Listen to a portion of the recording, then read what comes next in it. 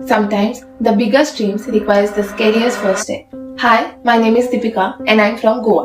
And for the next 90 days, I'm documenting my journey of becoming a professional makeup artist.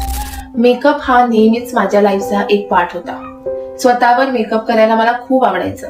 पण एक दिवस मला असं वाटलं, जर मला हे इतकं आवडत असेल तर का नाही याचाच करिअर करायचा. पण एक प्रॉब्लेम होती.